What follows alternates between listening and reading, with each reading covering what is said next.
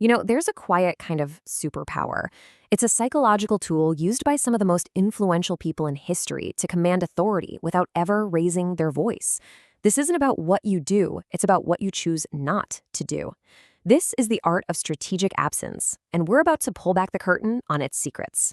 Seriously, just think about it for a second. You're always there. You're the reliable one, right? Answering every call, showing up to everything. You've made yourself completely available. But what happens? Instead of earning more respect, well, you feel overlooked. So why is that? It's a strange paradox, isn't it? We have this tendency as humans to just take for granted whatever is always around. By being ever present, you become part of the furniture. Important, sure, but totally unremarkable. Your value, which was once a sure thing, just sort of fades into the background through sheer consistency. Look, you can apply a basic economic law directly to your social life. It's just supply and demand.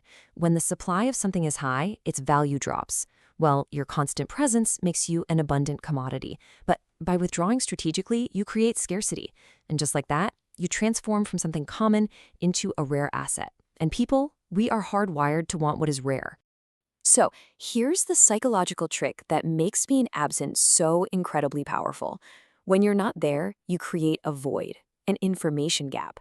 And the human brain is basically a puzzle-solving machine. It absolutely hates an open loop. It'll just keep thinking about you, wondering where you are, what you're doing, trying to fill in the blanks.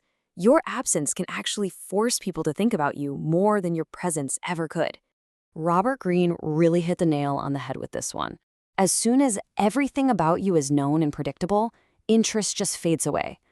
But when there's something hidden, something left unsaid, you become a puzzle.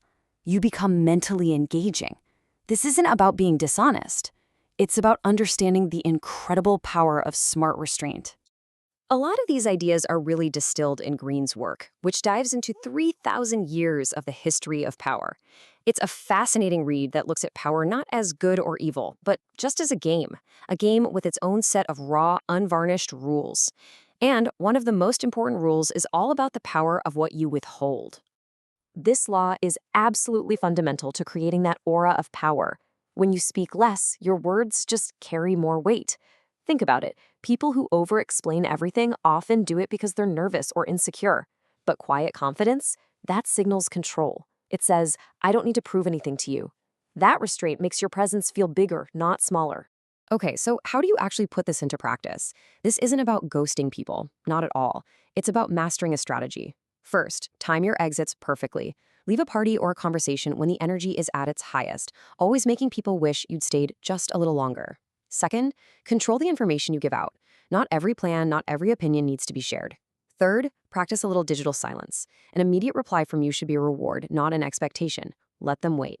And finally, become an observer. The most powerful people are almost always the best listeners. They get all their influence from what other people willingly tell them.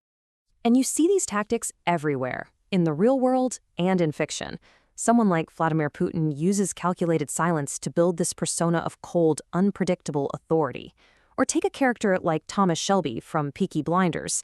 He can command an entire room just by rarely raising his voice and revealing almost nothing. His real power comes from what he holds back.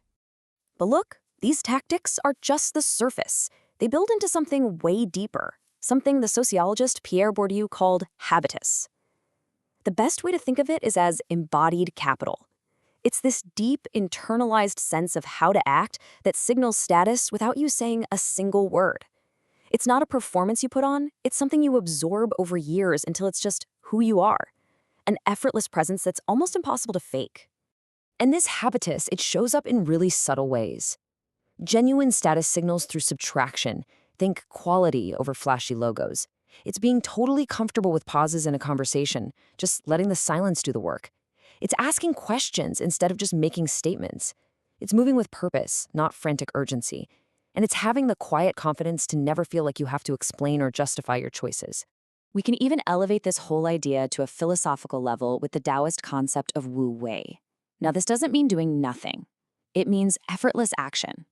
It's about acting in harmony with the natural flow of things instead of trying to force everything. You achieve your goals by letting go of the desperate need to control every outcome.